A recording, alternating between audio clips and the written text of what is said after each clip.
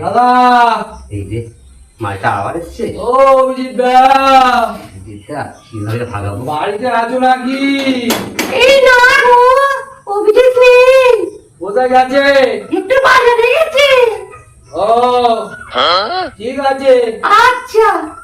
উফ, অভিজিৎ দা, অভিজিৎ দা, কে গো? বাড়িতে আছো? হ্যাঁ বাড়িতে আছি গো। তুমি কে সোনা? কে তুমি? আমি ও রূপা।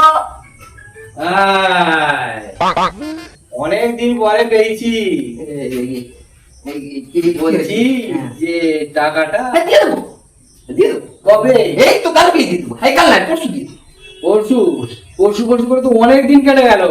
দিয়ে দেবো, আমি পরশু দিন দিয়ে দেবো। আমি কালকে আসবো, টাকা নিয়ে তারপরে যাবো বলে দিলাম। টাকা রেডি রেখে দেবে কালকে। যত সব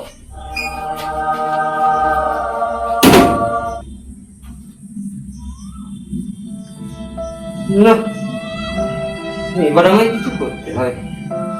এই মালটা আমার আর ছাড়বে না। নিজেকে শেষই করে দেবো। অগত্যা আর কিছু করার নেই। তোকে তো পয়সা আমি দেব না, তার থেকে আমি নিজের জান দিয়ে দেবো। তবু আমি তোকে পয়সা দেবো না। টিকাটা আসার সময় হয়ে গেছে। এই সময়ে বিষটা খেয়ে নিজে শেষ করে নাও।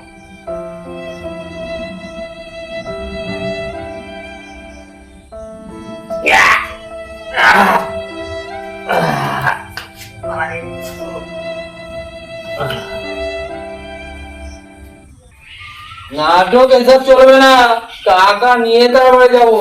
তুমি কি হচ্ছে মোড়ে পার পাবে? তাহলে মোড়ে যেখানে যাবেন সেখানে গিয়েও পয়সা নিয়ে আসবো।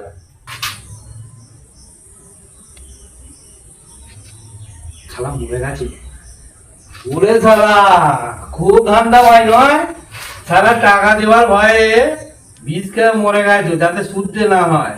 ভূত হবি তো, আমি ভূত হয়ে তোকে গিয়ে টাকা নিয়ে আসবো। দাঁড়া, আমিও বিষটা খাই। আমিও বিষটা খেয়ে যাচ্ছি। দাঁড়া।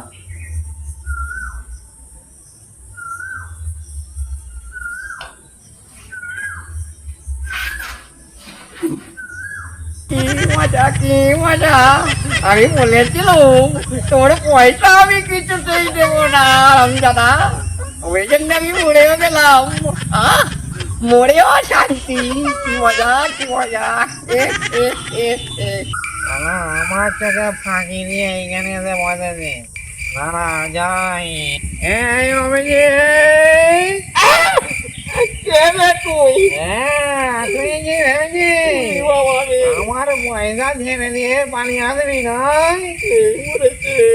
আমি যে করেছি তোর বিষ খেয়ে আমিও মরে তোকে ধরতে এসেছি, পয়সা নেবো নয়। আমার পয়সা দে। তোর কি মাথায় এটুকুও বুদ্ধি নেই?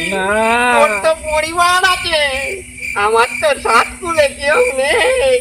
তুই আমার এই কটা টাকার জন্য নিজের জীবনটা শেষ করে দিলি। এই কথাটা তো আমি আগে ভেবে দেখিনি। তাহলে এখন কি করবি? আমি তাহলে কি করি? আর তুই এখন তো ভূত হয়ে গেছিস, পয়সাও তোর কাজে লাগবে না।